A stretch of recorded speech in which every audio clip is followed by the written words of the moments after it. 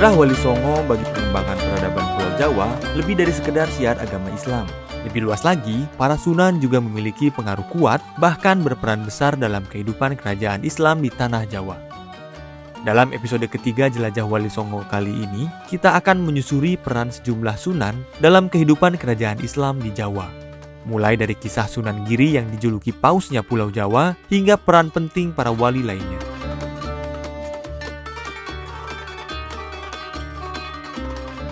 Sunan Giri atau Raden Paku adalah salah satu wali Songo yang lahir di Blambangan, Banyuwangi, Jawa Timur sekitar tahun 1442 Masehi dan wafat pada tahun 1506 Masehi.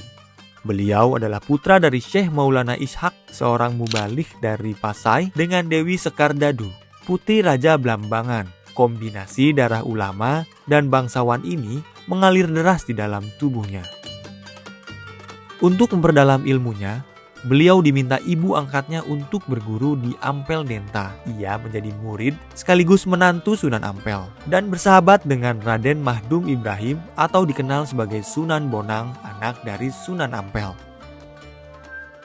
Sebagai murid Sunan Ampel, Sunan Giri menimba ilmu bersama para wali lain, termasuk Raden Patah yang kelak menjadi raja pertama kerajaan Demak.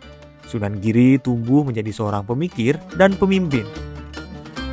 Ia tidak hanya mendalami agama, tetapi juga strategi pemerintahan dan perdagangan, mengingat Gresik saat itu adalah pelabuhan penting di Pulau Jawa.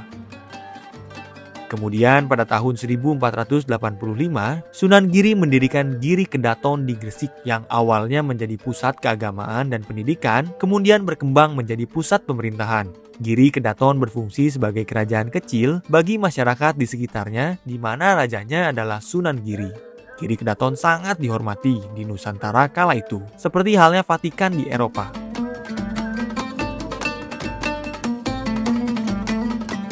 Bahkan dalam jurnal manuskrip Nusantara bertajuk Sunan Giri dalam legitimasi kekuasaan Mataram pada Babad Tanah Jawi yang ditulis Ilham Wahyudi dari UIN Sunan Ampel Surabaya, Sunan Giri dijuluki sebagai pausnya Pulau Jawa. Julukan ini tak lepas dari perannya kala itu yang laksana paus di Vatikan pada era pertengahan yang melegitimasi kekuasaan raja-raja di Eropa. Sunan Giri pun kala itu mengangkat atau merestui pimpinan-pimpinan di Jawa dan sekitarnya agar memiliki keabsahan memimpin wilayahnya. Peran yang sama pula diampu para penerus Sunan Giri di Giri Kedaton. Dari sumber jurnal yang sama, dikisahkan pula Sunan Giri yang sempat mengisi kekosongan pemimpin Majapahit selama 40 hari untuk menetralkan situasi. Baru kemudian menyerahkan tahta dan melegitimasi Raden Patah menjadi raja pertama Demak, sekaligus kerajaan Islam pertama di Jawa. Adapun dikutip dari buku Atlas Wali Songo karya Agus Sunyoto, Sunan Giri adalah raja sekaligus guru suci Pandita Ratu yang memiliki peran penting dalam pengembangan dakwah Islam di Nusantara. Sejarah dakwah Islam di Nusantara mencatat jejak-jejak dakwah Sunan Giri dan keturunannya tidak saja mencapai Banjar di Kalimantan Selatan, Kutai di Kalimantan Timur, dan Goa di Sulawesi Selatan, tapi juga mencapai Nusa Tenggara dan Kepulauan Maluku. Berbicara pengaruh Wali Songo di Demak sebagai kerajaan Islam pertama di Pulau Jawa, bukan hanya Sunan Giri yang berperan.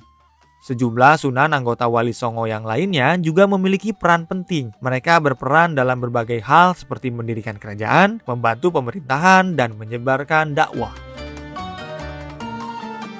Ada yang terbentang mulai dari Gresik, Giri itu sampai ke Cirebon dan akhirnya Banten gitu. Dan banyak dari kerajaan-kerajaan pesisir itu dipegang oleh para wali atau kerabatnya. Nah, jadi dari sini Wali Songo kan perannya macam-macam. Ada yang memang berperan sebagai penasihat spiritual, ada yang berperan sebagai penasihat politik, tapi ada juga yang memang berperan sebagai politikus. Nah, karena pada saat itu kan komunitas Muslim itu juga masih terbatas di pesisir ya. Orang-orangnya juga belum banyak dan struktur kerajaannya kan belum rapi.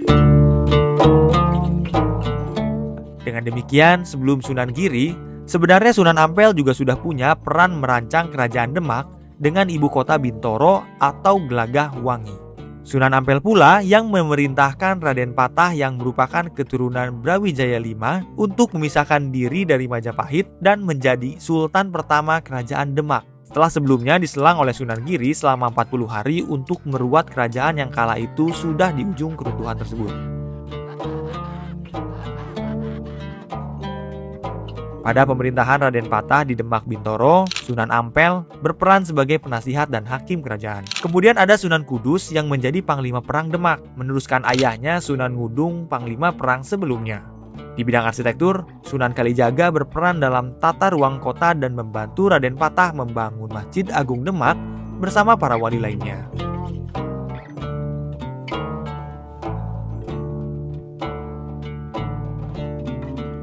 Sementara, Sunan Muria kerap dijadikan penengah dalam konflik internal di Kesultanan Demak. Solusi pemecahannya pun selalu bisa diterima oleh semua pihak yang berseteru.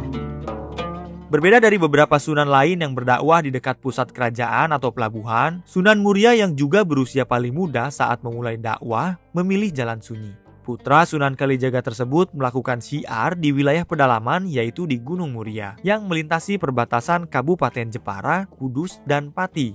Ajarannya menekankan pada kesederhanaan, kerja keras, dan hidup yang selaras dengan alam. Sunan Giri dan para sunan lain dalam jajaran Wali Songo memainkan peran penting dalam kelahiran dan perkembangan kerajaan Demak sebagai pusat peradaban Islam di Pulau Jawa. Sebagai kelompok ulama yang berpengaruh besar, mereka tidak hanya menyebarkan ajaran agama, tetapi juga membimbing para penguasa kerajaan Islam pertama membangun fondasi kerajaan berlandaskan prinsip-prinsip Islam.